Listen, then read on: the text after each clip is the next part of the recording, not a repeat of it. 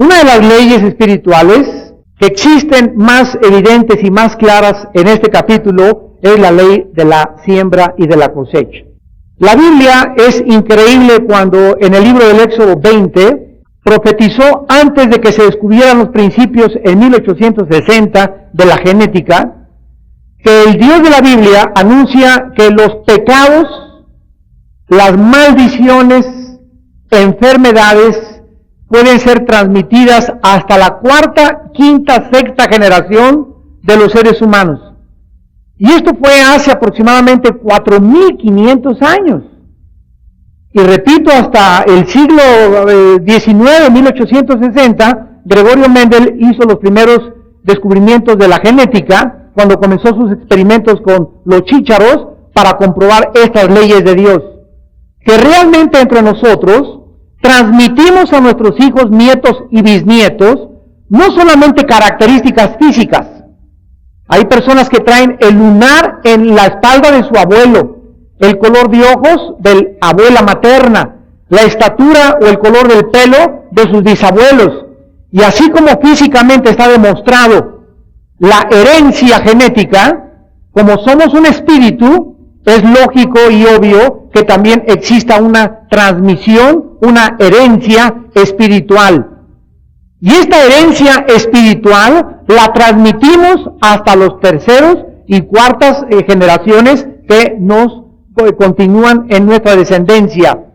Dice en Éxodo 20 que Dios permite que los pecados alcancen hasta la tercera o cuarta generación de seres humanos que le aborrecen.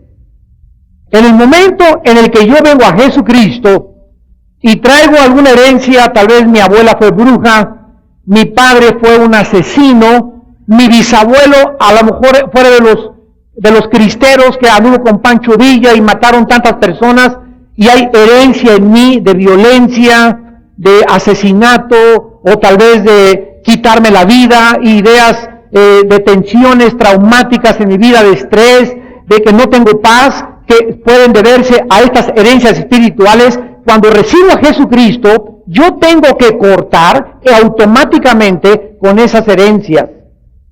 Y tengo que iniciar una nueva cadena para transmitirles a mis hijos, en lugar de las maldiciones que yo heredé, las bendiciones de las cuales ahora soy recipiente por estar en Cristo Jesús. Y esto es una verdad que nosotros tenemos que recordar si es que amas a tus hijos. Y si es que te interesan tus nietos y tus bisnietos. Pero en esta profecía de Jacob se ve más que en cualquier otra parte en la Biblia, por tratarse de sus 12 hijos, cómo en cada uno de los 12 hijos la transmisión genética hereditaria espiritual se hizo evidente en cada palabra que Jacob mencionó a través de sus hijos. Aquí encontramos a Jacob, capítulo 49, llamando a sus hijos. Recordamos que ya está en su lecho de muerte. Jacob ya es un hombre de 137 años, está ya en los últimos minutos, en las últimas horas, para poder entregarle su alma al Creador y ser reunido con su abuelo Abraham y con su padre Isaac en el mundo espiritual. Y en este momento de agonía, en este momento último de su crisis final, físicamente hablando, Dios llena a este hombre Jacob de todo el Espíritu de Dios. Y quedan impresas en la palabra de Dios, en la Biblia, sus palabras proféticas. Llama a sus hijos y estamos ahorita en el momento en el que va a comenzar a pronunciar a cada uno de sus hijos la bendición profética, porque en el capítulo anterior, en el estudio anterior, recordamos que ya había bendecido a Manasés, y a Efraín, dándole a Efraín la bendición en lugar de a Manasés, que eran los dos hijos que tuvo José. Entonces Jacob en el capítulo anterior tomó a Manasés y Efraín y los adoptó como sus hijos, incluyéndolos en la bendición que recibirían las 12 tribus de Israel. Y cuando Manasés y Efraín reciben las bendiciones de Jacob, están recibiéndolas en el nombre y gracias a su padre José. Entonces, cuando Dios bendice a Efraín y a Manasés, estaba bendiciendo realmente a Jacob. Pero como ellos eran su herencia, como ellos eran su descendencia, ellos tenían que llevar a cabo todo aquello que José no pudo disfrutar como las promesas de Dios en esta vida. Y esta es una de las promesas que Dios nos da.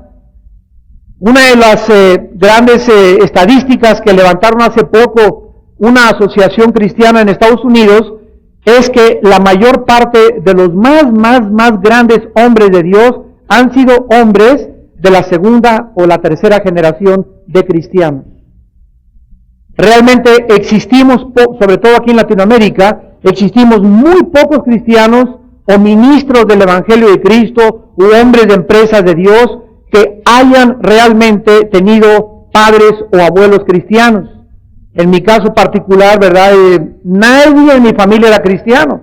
El primero que se convirtió fue mi hermano, luego seguí yo, mis hermanas, mi mamá fue la última, mi padre murió siendo y perteneciendo a su religión, pero en México y en Latinoamérica realmente no existen muchas personas que puedan decir, yo soy la cuarta generación de cristianos en mi familia. Son muy pocas las familias que puedan confesar este privilegio. Vamos a notar a continuación que Jacob llama a sus hijos, versículo 1, Génesis 49, les habla que se junten y les dice, os declararé lo que os ha de acontecer en los días venideros. Estas palabras de Jacob, que iba a comenzar a pronunciar sobre cada uno de sus hijos, no eran ni pertenecían a una conversación regular, sino que comenzó a hablarles proféticamente, prediciéndoles a cada uno de ellos el futuro, porque ellos serían los que constituirían las 12 tribus de Israel y formarían la nación que Dios anhelaba que se formara para que a través de ellos viniera el Mesías prometido. Dios, a través de su Espíritu, capacita, habilita a este viejito para que él sea el instrumento de la profecía sobre la nación de Israel. Y quiero darles a ustedes 4 razones por las cuales Dios hizo esto. ¿Por qué Dios quería que cada una de las tribus de Israel pudiera conocer lo que iba a suceder en el futuro a cada una de ellas en particular? En primer lugar, para animar a Jacob. Número 1. Jacob estaba a punto de morir. Su vida había sido de muchas caídas, de muchos levantamientos, pero en la mayor parte de su vida había creído en las promesas de Dios y Dios quería demostrarle, ya al final de su vida, que su fe no había sido en vano.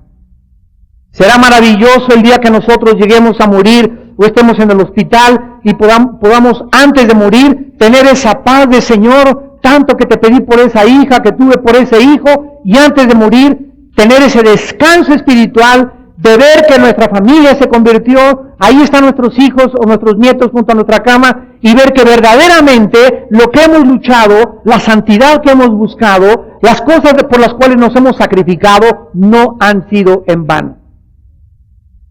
Y esto es lo que Dios anhela que nosotros y cada uno de nosotros podamos aprender. Sus hijos iban a crecer, los hijos de Jacob, y se iban a convertir, a pesar de que habían sido muchachos tremendos, borrachos, parranderos y jugadores, todos, como lo vamos a ver, iban a convertirse en una nación y ellos iban a poseer la tierra prometida, de la cual a través de uno de ellos vendría Silo, que en el hebreo lo vamos a ver en Judá, el Mesías o el Salvador del mundo. En segundo lugar, Dios le da estas profecías a Jacob para advertirles a sus hijos y a sus descendientes la debilidad de la naturaleza humana, para advertirles cuán débiles somos, cuán frágiles somos, qué fácil es que caigamos, cada uno de nosotros.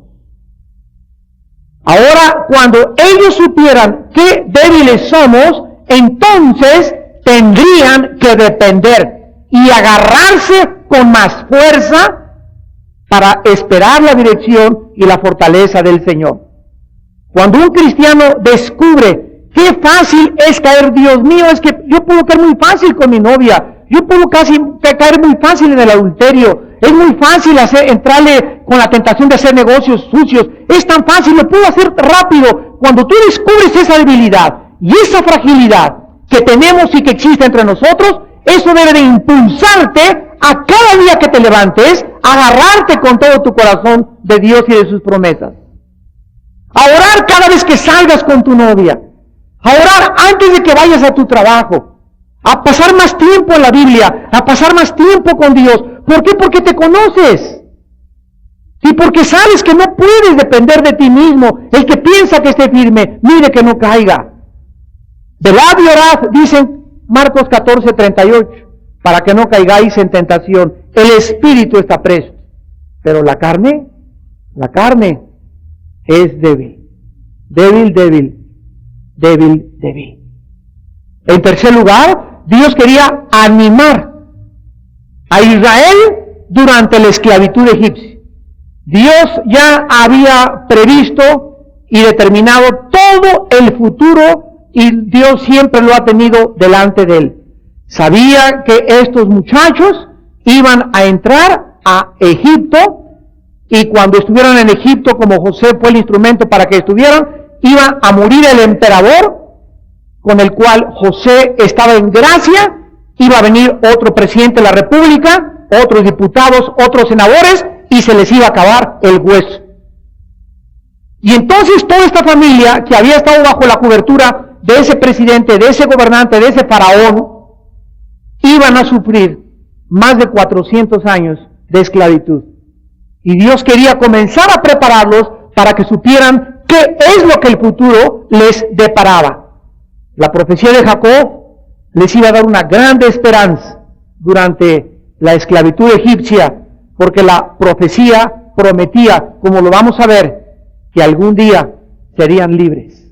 Y en último lugar, Dios le da esta profecía a Jacob para mostrarles a todas las personas y a todos sus hijos y a todos aquellos que somos de la fe, la ley espiritual, que lo que sembramos, recogeremos en la vida, tarde o temprano. Tal como lo confirma Gálatas 6, del 7 al 8. Todo lo que nosotros sembramos en la vida, lo tenemos que recoger. Dios usó y continuará usando esta profecía de Jacob para demostrarnos precisamente esta verdad. Lo vamos a poder apreciar en estos 12 hijos, porque la bendición que cada uno recibió estuvo basada en lo que sembraron en su vida pasada.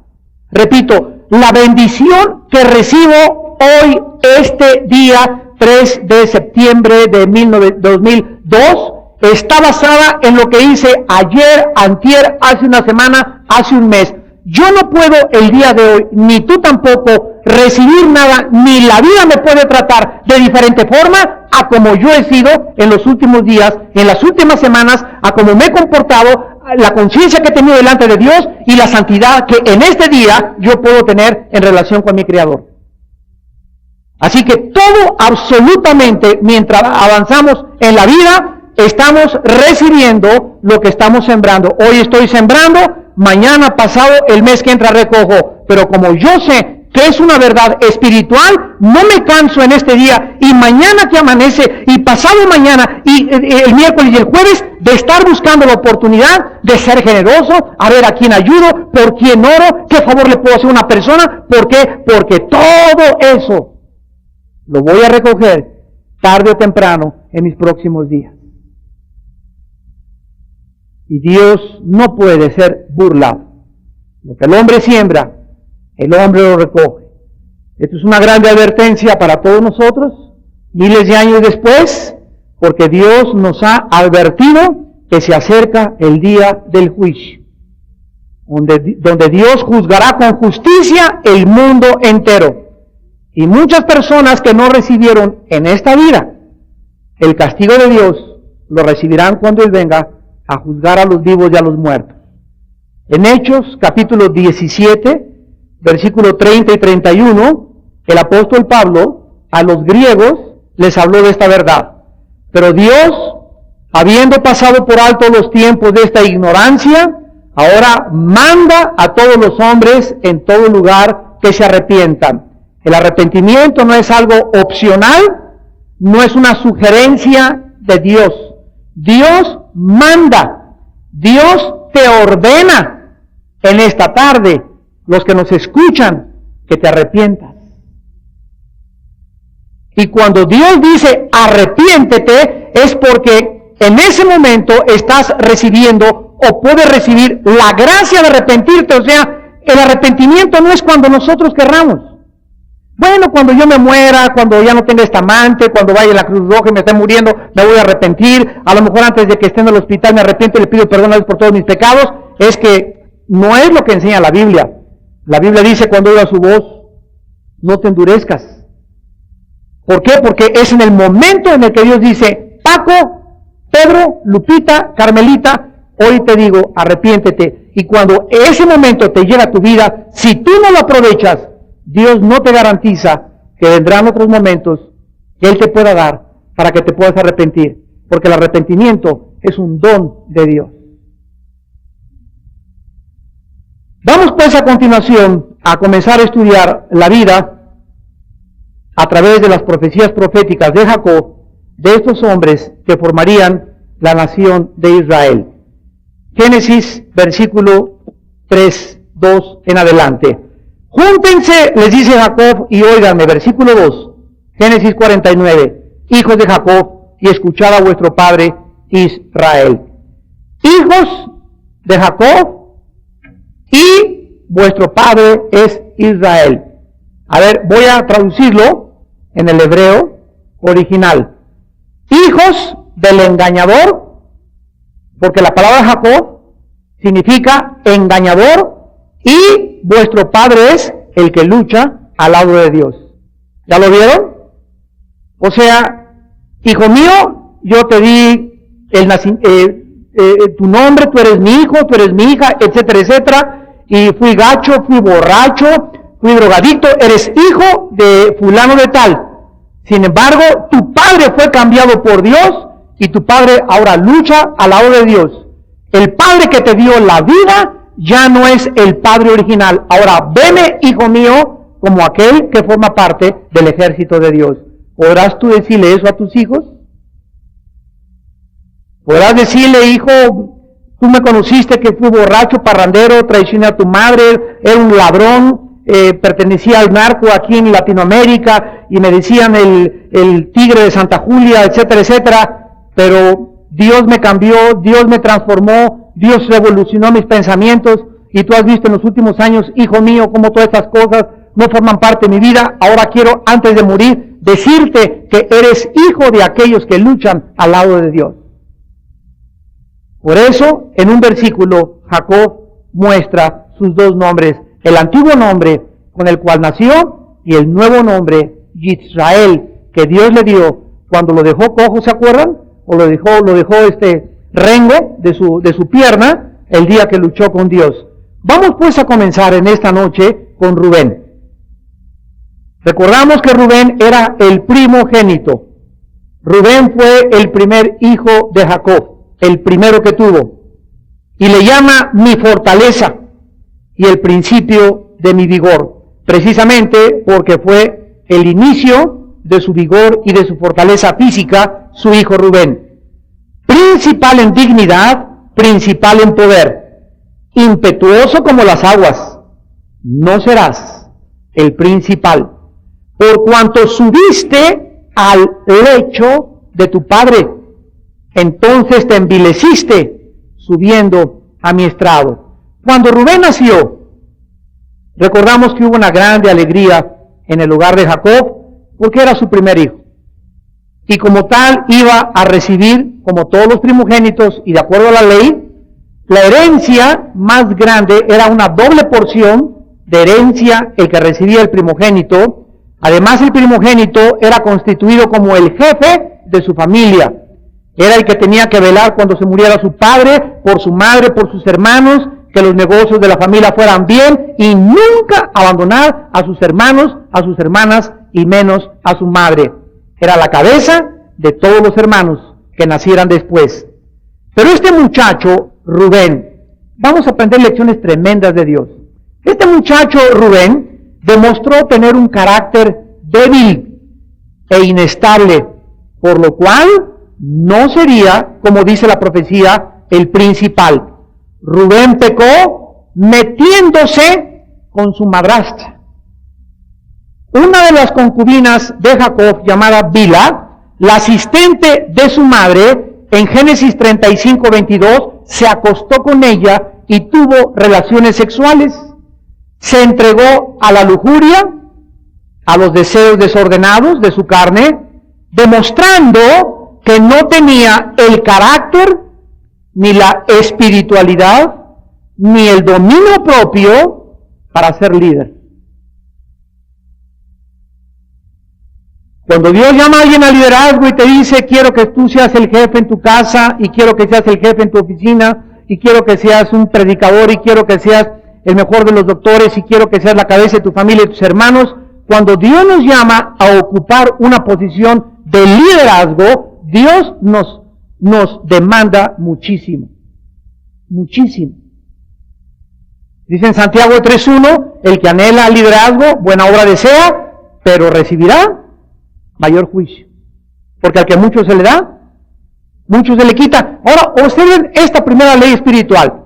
Ahí está un muchacho que nace y de acuerdo a las leyes y a todo lo establecido, va a ser el jefe de la familia, el que va a recibir la herencia, etcétera, etcétera. Dios tiene preparado para nosotros una grande bendición cuando nacemos. Pero es increíble, lo vemos en la vida de este muchacho Rubén, que este muchacho, cualquier ser humano, puede cambiar los planes de Dios para su futuro. Cualquiera de nosotros puede hacer que Dios no cumpla lo que originalmente tiene para mi vida en el momento en el que yo me salgo del camino. En Génesis 6, vio Dios que la maldad de los hombres era mucho en la tierra y lo deja impreso en las páginas de las Sagradas Escrituras. Génesis 6, 4 en adelante. Y por lo tanto, Dios y dice por primera vez en la Biblia, arrepintió Jehová de lo que los hombres estaban haciendo y le habló a un hombre llamado Noé, le dio instrucciones que cumplir para juzgar al mundo entero. ¿Cómo está esto de que Dios se arrepiente? Y cuando comenzamos a profundizar nos damos cuenta que cuando Juan el Bautista comenzó a surcar el camino, comenzó a abrirle el camino a Jesús, hay una palabra, la primer palabra que Juan el Bautista mencionó, y la primer palabra que Jesús mencionó, bajando del cielo, la primer palabra del diccionario fue, arrepiéntanse. ¿Sabes tú qué significa la palabra arrepentirse? Significa cambiar de manera de pensar. Apúntalo.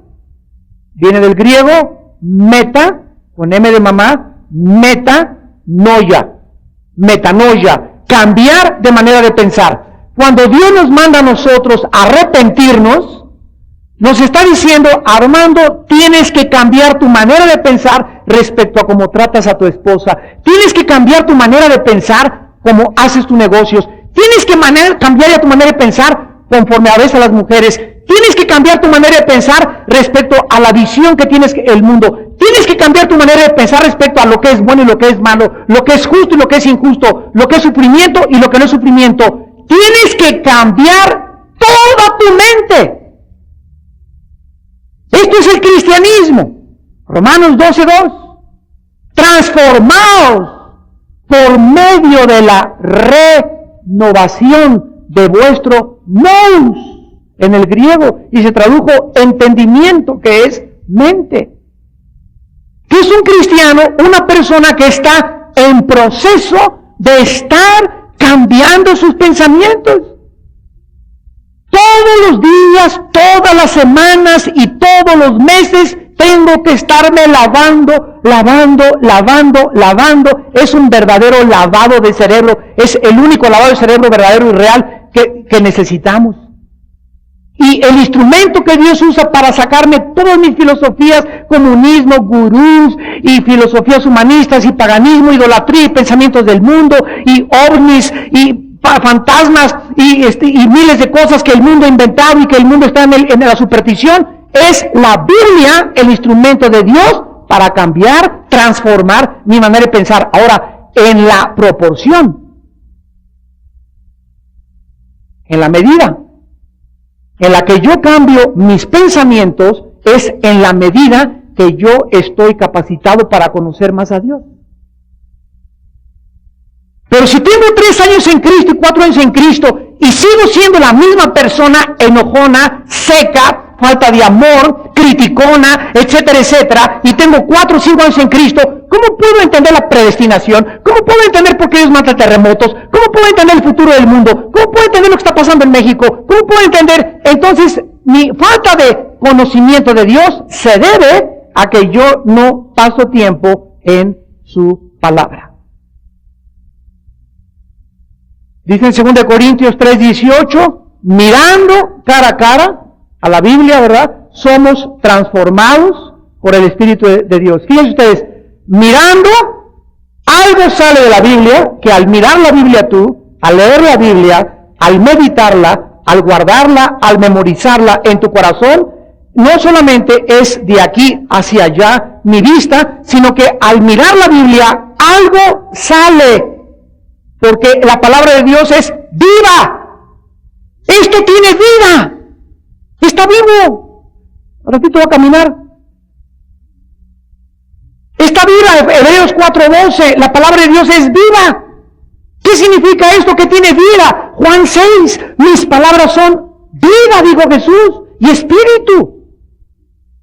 Entonces la Biblia no es como leer a Oscar Wilde, William Shakespeare o Sócrates. Algo sale de la Biblia que entra a mi espíritu y comienza a cambiarme, a alimentarme, a transformar mis pensamientos. Y en la medida que yo paso tiempo con la palabra de Dios, conozco más a Dios. Y fíjense, mientras más conozco a Dios, más me acerco a Dios, menos le tengo miedo a Dios, pero más grande es mi temor de Dios.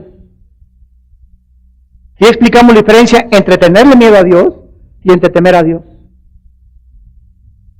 Vemos pues en Rubén esta verdad.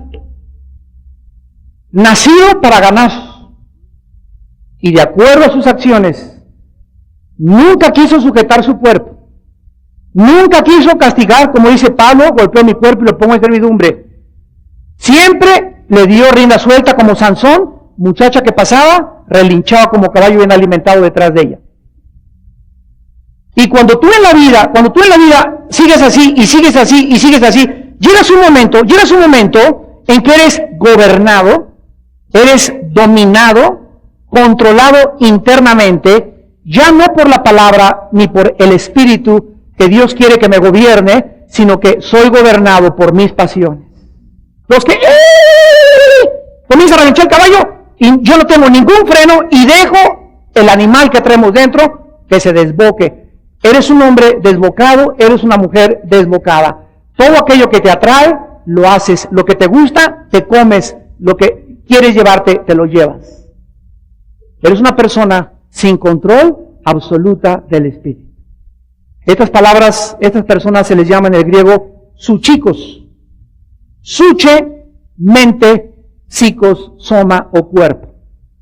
En 1 Corintios 3, cuando Pablo dice, no sois carnales y andáis como los hombres, esta palabra carnal es suchicos, gobernados por las pasiones, gobernados por la carne, dominados por los instintos animales y no por aquello que Dios quiere gobernarte. Tampoco Rubén demostró tener un carácter cuando su hermano José fue vendido. Recuerdan ustedes en Génesis 37:18, porque siendo el mayor de los hermanos y el primogénito de su padre, y como consecuencia el líder de sus hermanos, cuando sus hermanos planearon matar a José y vender a José, Rubén no les impidió, ni habló, ni dijo nada para que no lo hicieran. Por lo tanto, su tribu, por estas cosas de su pasado, su descendencia tendría que cuidar esta debilidad, pidiéndole a Dios les fortaleciera. Rubén, tú eres mi primogénito, mi fortaleza, el principio de mi vigor, principal en dignidad y principal en poder. Impetuoso como las aguas, no serás el principal, por cuanto subiste al lecho de tu padre, entonces te envileciste subiendo a mi estrado. Sus descendientes, de acuerdo a la historia, fracasaron también, porque la tribu de Rubén nunca destacó en nada y jamás fue importante en la historia de Israel. Miren ustedes 4 o 5 ejemplos en la historia. En primer lugar, la tribu de Rubén, o los descendientes que siguieron después de Rubén, demostraron falta de liderazgo. O sea, Rubén fue su debilidad, su falta de liderazgo. Y ellos demostraron falta de liderazgo cuando se unieron en la rebelión de Coré en contra de Moisés en el libro de los Números, capítulo 16. En segundo lugar, la tribu de Rubén demostró debilidad e inestabilidad cuando se rehusaron ir a la batalla, cuando deberían ir a pelear con Josué, en Josué capítulo 5, a pesar de que habían resuelto en su corazón, vamos a ir a la batalla, eran tan pusilánimes, eran tan de doblemente, como muchos cristianos, ya no voy a fumar, ya me voy a portar bien, ya voy a hacer esto, y tu piedad, dicen Oseas, es como el rocío de la mañana. Te propones, mañana me voy a levantar a correr, mañana no voy a comer estas cosas, y nunca tus resoluciones de tu corazón duran más que 2 o 3 días. Si tú sigues de esta manera viviendo, debilitas y debilitas y debilitas tu carácter. Ojalá que no llegues a los 30, 35 años con ese carácter. En tercer lugar, esta tribu demostró mucha ambición. Cuando llegaron a la tierra prometida, le dijeron a Moisés que ellos querían tener el primer lugar de la tierra. Y esta tribu, cuando Israel atravesó el río Jordán, ellos no atravesaron el río Jordán, sino que se asentaron prematuramente. Antes de la conquista, se asentaron y se quedaron en la parte oriental del río. La parte oriental finalmente fue la menos valiosa que la parte occidental. Así le pasa a los ambiciosos. El que mucho abarca, poco apretará. Lot vio la tierra, no, aparentemente es fértil y buena, y allá puso sus tiendas. Génesis capítulo 13. Y estaba Sodoma y Gomorra esperando devorarse a la familia que él iba a formar. En cuarto lugar, esta tribu demostró falta de espiritualidad cuando ellos ayudaron a erigir un lugar falso para adorar a Dios en Josué capítulo 22.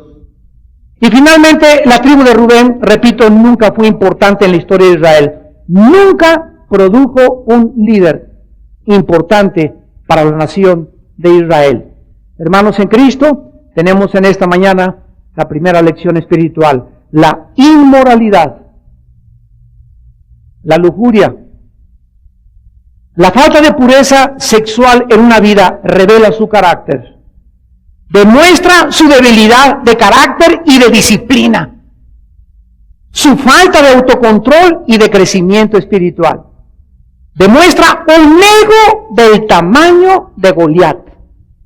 Porque una persona que vive para el sexo, para la lujuria, para sus pasiones, que acaba violando a su hija, acaba metiéndose con su madrastra, viola a su cuñada, se acuesta hasta con la sirvienta de su casa, estas personas demuestran una grande autosatisfacción, por lo cual tienen un ego muy grande, una falta de amor para los demás, porque acaban hasta inclusive asesinando personas para violarlas.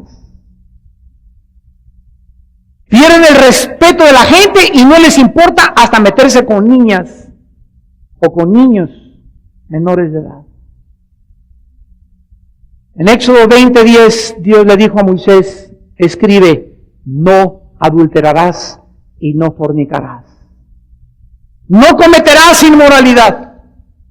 Mateo 5:27 y 28, Jesús hablando, en verdad les digo que muchos dicen que los adúlteros son los que se acuestan con una mujer, pero yo les digo que cualquiera de ustedes. Vean la norma, viene Jesús al mundo y eleva las normas de la ley. Oíste que fue dicho, la ley decía, no adulterarás. Yo les digo, más alta y más elevada la norma, que no necesitas acostarte con una mujer o con un hombre. Si tú codicias en tu corazón una mujer, y deseas a una mujer, y anhelas estar con esa mujer en tu corazón, eres un adúltero. Y por lo tal serás juzgado. Y si mantienes esos pensamientos, crecerán, y crecerán, y crecerán, hasta que lleguen a dominarte. Hasta que lleguen a controlarte.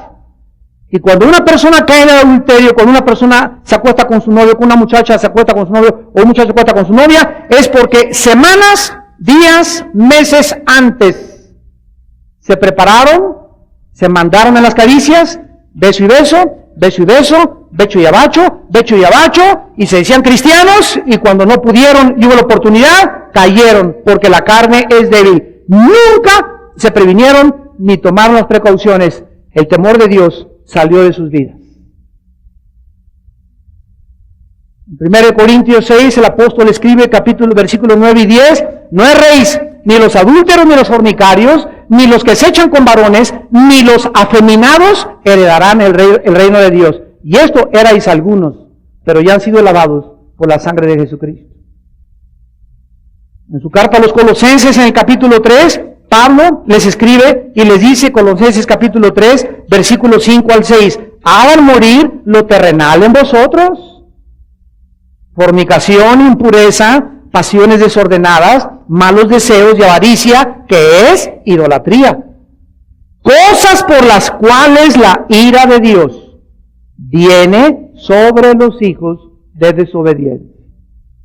¿Cuál es la orden del cielo? Hacer morir dentro de mí. O sea, ¿cómo puedo vencer mis apetitos carnales? Matándolos de inanición. ¿Cómo hacemos morir entre nosotros la carne? Muy simple, no dándole de comer. ¿Cómo matas a un perro de hambre? No dándole de comer. ¿Cómo matas a un gato de hambre? No dándole de comer. ¿Cómo matas a un tigre de hambre? No dándole de comer. Toda la creación de Dios tiene que subsistir a través de la alimentación. Y Dios nos dice, así como si tú dejas de comer te mueres, no le des de comer a tu carne. ¿Y qué es el alimento para la carne? Películas, pornografía, pensamientos, chistes, vista. Si tú comienzas en la calle a caminar y no veo eso, y ya no veo aquello, y comienzas a dominar tu mente y aprender a cerrar las cortinas de tus ojos ante lo que no tienes que ver, comienzas a fortalecer tu hombre nuevo y a matar el hombre viejo. Y después de una semana, 15 días, un mes, que no le das de comer a la carne, ni le das gusto a tu carne, ya cuando tu carne te haga, ya nomás le dirás, quieta, ahí se me queda Nerón. ¿Por qué? Porque te conviertes, se llama dueño de ti mismo. Y en Gálatas 6, el fruto, Gálatas 5, versículo 23 al 24, el fruto del Espíritu es dominio propio. Dominio propio. Regresamos a Génesis 49 y veamos ahora a Simeón y Leví. Rubén, el primogénito, fracasó terriblemente. A pesar de que había grandes promesas para su vida, nació con grandes talentos, con grandes habilidades, con grandes planes de Dios. Él abortó el plan de Dios para su vida. Dios nos va a respetar. Pues Dios es todopoderoso, ¿por qué no me pudo salvar? Porque el día que Dios viole mi libertad, el día que Dios me impida hacer algo que yo quiero hacer, en ese momento dejo de ser responsable. Y el día del juicio no habría ninguna base, ningún fundamento para que Dios me juzgara.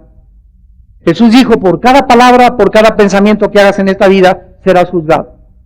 Dios te va a dejar que hagas, no te imaginas lo que nos va a dejar Dios hacer. Y cuando Dios juzga a una persona, ¿saben ustedes en la Biblia cuál es el más grande juicio de Dios? No es el fuego del cielo, ni meteoritos que caen sobre la tierra, ni terremotos, ni tifones. En la Biblia, el más grande juicio de Dios a un ser humano o a uno de sus hijos es dejarlo que haga lo que Él quiere.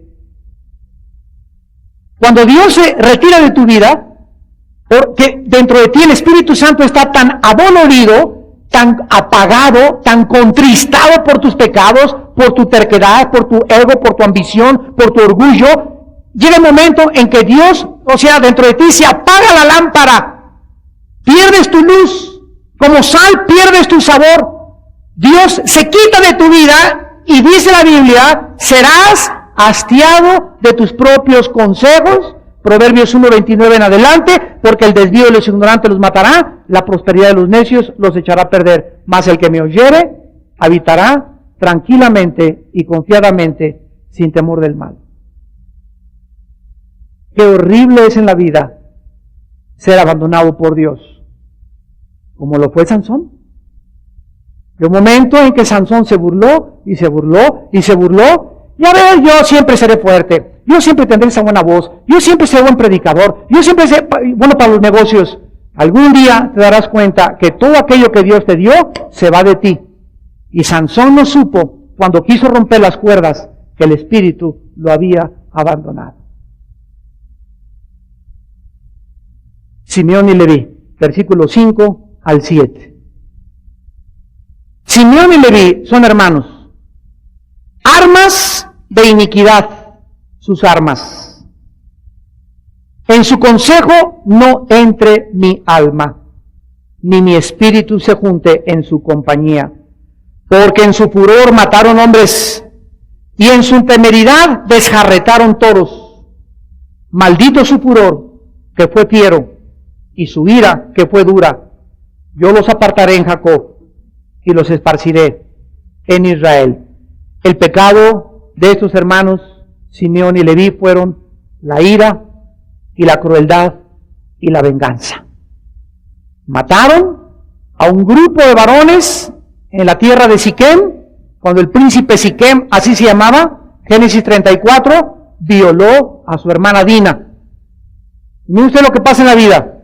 Cuando nosotros leímos ese pasaje, recuerdo yo que estaba meditando y llorando en mi cuarto, pidiéndole a Dios iluminación, y le dije, Padre Santo, ¿quién de nosotros, al saber que violan a una hermana, no vas y le partes y le haces trizas la cara a ese cara de armadillo?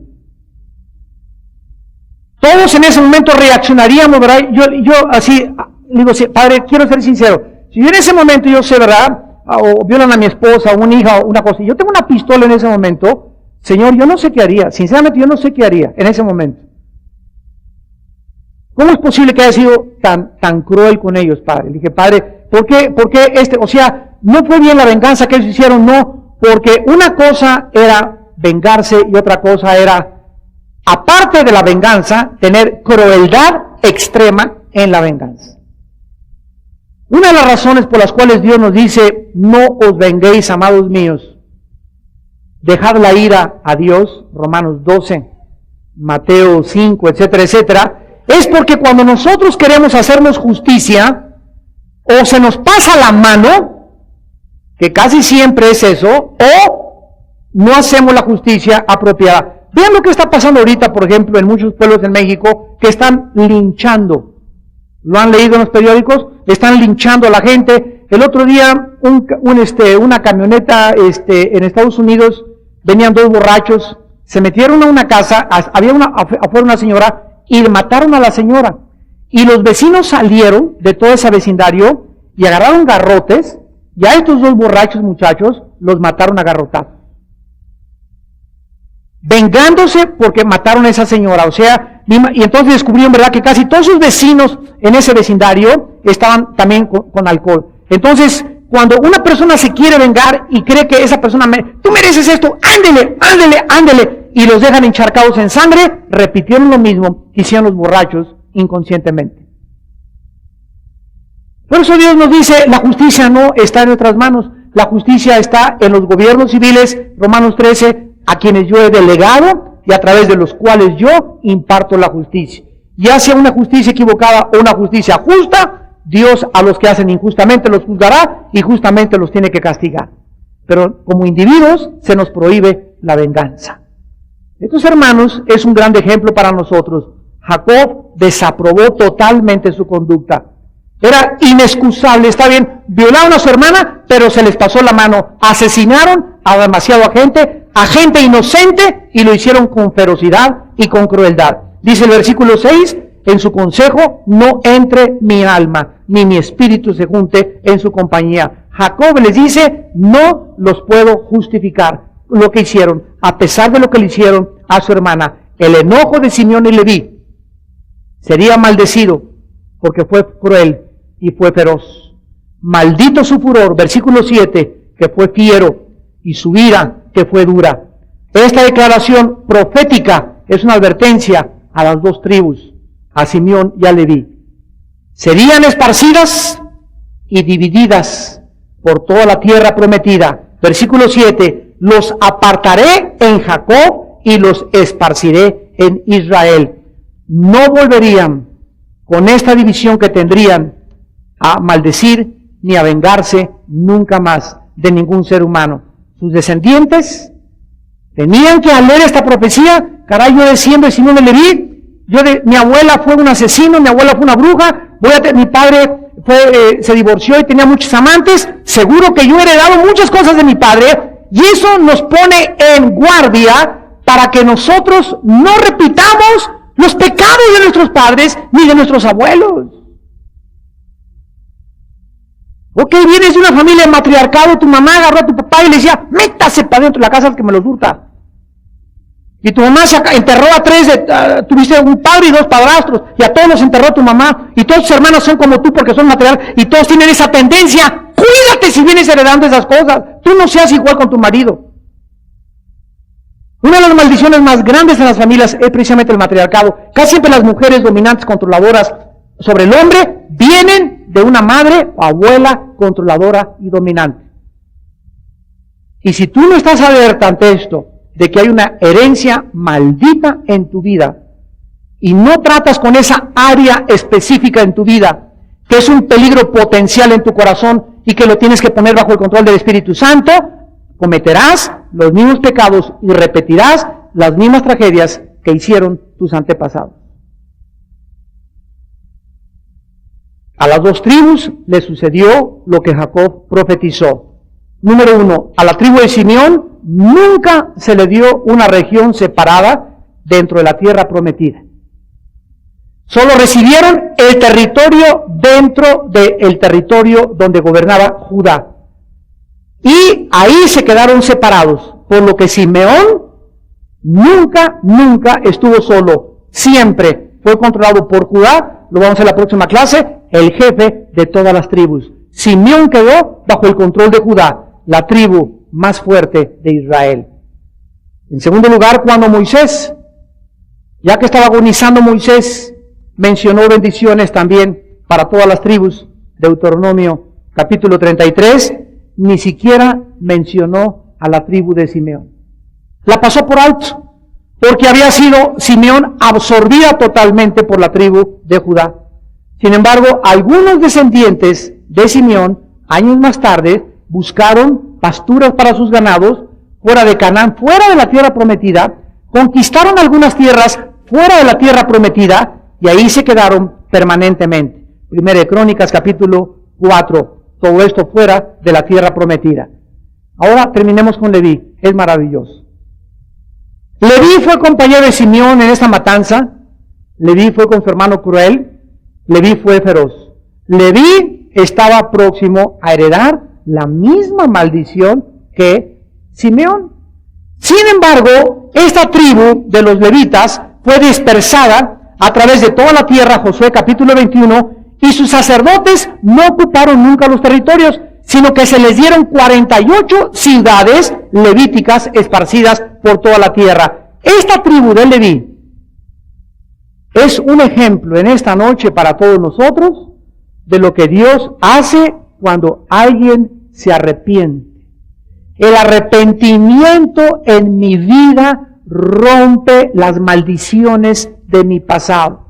Padre, perdóname. Me he dado cuenta que quiero dominar a mi esposo, quiero controlar mi casa, y yo sé que tú pusiste a él como mi cabeza y no me he sujetado y lo he despreciado porque no es líder, porque es débil, pero me arrepiento, Padre. Te pido perdón porque he descubierto que esto viene en mi sangre, en mi tendencia, en mi corazón, en mis pensamientos, y yo no puedo ser así porque soy tu hija.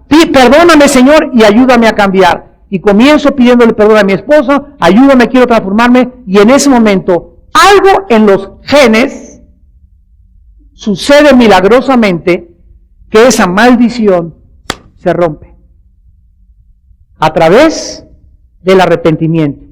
Miren ustedes en Éxodo 32. Después de Génesis, sigue Éxodo para que no se vayan hasta el Apocalipsis. Éxodo 32. Vean ustedes cuando la tribu de Leví fue redimida y veamos después lo que le pasó. Dice en Éxodo 32, 25 al 29, Éxodo 32, Moisés baja del monte Sinaí con las 10 tablas y encuentra una orgía sexual del pueblo de Israel ante un becerro de oro que habían edificado con el dinero y el oro que los egipcios los habían despojado.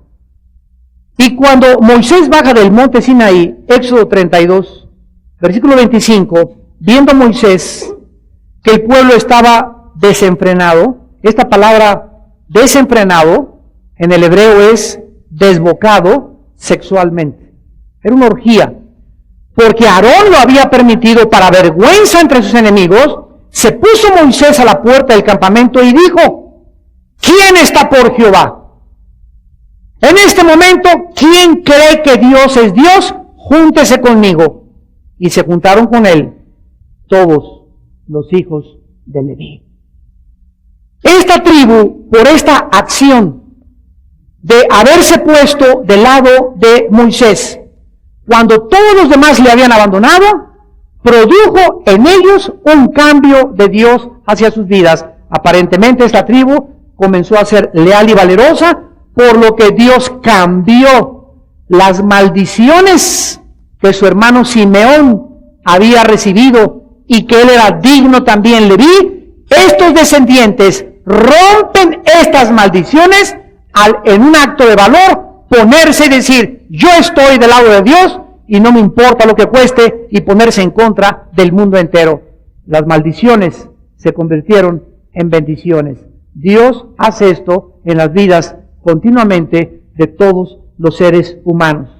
Dios los convirtió en los maestros de la nación, a los descendientes de Leví, y produjo a través de sus descendientes los líderes más grandes, excepto de los descendientes de Judá. De Leví vinieron Moisés, Aarón, Fines, Elí, Esdras y Juan el Bautista, descendientes de Leví, gracias a un acto valeroso de ponerse del lado de Dios. ¿Cuántas veces nosotros tenemos la oportunidad todos los días de demostrar nuestro valor ante Dios? En la mañana tuve un desayuno con puros profesionistas en Toluca, de la iglesia de Alán, mi hijo, y a ingenieros, arquitectos, doctores, y el mensaje que les di fue: hermanos, ustedes en su negocio, en su bufete, en su consultorio, en su hospital, en tu constructora, tienen ustedes la oportunidad a los empleados, a los albañiles, a las enfermeras, de hablar de Cristo y de dar testimonio. No quiero que levanten la mano, les pregunté, pero ¿cuántos de ustedes tienen el valor, porque se requiere valor, en tu trabajo, al llegar con sus trabajadores, decirles: te regalo esta Biblia, quiero que sepas que yo soy cristiano? ¿Por qué no lo hacen? Porque tienen un mal testimonio y les da vergüenza que sus propios empleados sepan que son cristianos. Cuando una persona tiene temor de decir a la gente en la Cámara de Senadores, en la Cámara de Legisladores, en el bufete, en la política, en los deportes, no importa, en Bellas Artes, en el área académica en que tú te desarrolles, cuando tú no le dices a una persona, yo soy cristiano y tengo a Cristo, quiero decir lo que Cristo es en mi vida, es porque hay un temor al hombre. ¿De acuerdo? El temor del hombre me pone en mí miedo. El temor del hombre me hace caer en una trampa. El temor del hombre me hace esclavo del hombre y me hace enemigo de Dios. Y Dios nos manda que seamos testigos cuando el Espíritu llene nuestra vida. Pablo le aconseja a Timoteo que no sea cobarde, porque Dios no nos ha dado ese espíritu de cobardía, menos de tenerle miedo a los seres humanos, sino de valor, de poder y dominio propio. Es increíble cuando un ser humano tiene este arrojo de hasta inclusive perder el trabajo, perder el prestigio, buscar la persecución de la propia familia, porque el ser humano se ha plantado y se ha puesto al lado de Dios. Tú no sabes o no sabías hasta este momento que estas acciones, estos hechos de coraje y de valor en la vida hacen en el mundo espiritual romper maldiciones de tu pasado. Y Dios quiere que nosotros en esta noche aprendamos, porque las cosas que se escribieron para nuestra enseñanza se escribieron, a fin de que a través de la enseñanza, de las profecías y de las cosas antiguas, nosotros tengamos esperanza. Y las cosas que sucedieron a esta gente, le sucedieron y nos sucederán a nosotros, porque Dios no ha cambiado. Dios es justicia, Dios es misericordia, Dios es amor, Dios es fiel. Y Él nos transmite su carácter y la forma como Él opera desde el cielo a través de las personas que fueron sus instrumentos, para que nosotros aprendamos a través de todas estas personas y nos apropiemos a nuestra vida las bendiciones o las maldiciones que nosotros decidamos en esta noche recibir. Quiero acabar leyendo un versículo en el libro de Malaquías, capítulo 2. No veo lo que me estás enseñando desde aquí, Malaquías capítulo 2, versículo 2. Malaquías 2:2. Si no oyereis y no decidís de corazón dar gloria a mi nombre, ha dicho Jehová de los ejércitos, enviaré maldición sobre vosotros y maldeciré vuestras bendiciones. Y aún las he maldecido, porque no os habéis decidido de corazón. De acuerdo a este versículo, ¿cómo tú puedes ser objeto de maldiciones en la vida? Dice en Santiago, el hombre de doble ánimo es inconstante en todos sus caminos. Por no decidirte a hacer firme tu vocación y elección en esta noche, tu vida será de inestabilidad, de inconstancia, y esa será tu maldición. Nada de las cosas que emprendas en tu vida, ni tu matrimonio, ni como padre, ni como madre, ni como negociante, ni como profesionista, podrán prosperar, porque siempre serás una persona emocionalmente inestable. Y Dios, todas las bendiciones que te quiso haber dado, las puede quitar en este momento de tu vida, porque no has entendido que tal vez esta noche, por última vez, Él te hable desde el cielo y te diga, decídete, si yo soy Dios, sírveme, y si no, vuélvete a tus ídolos.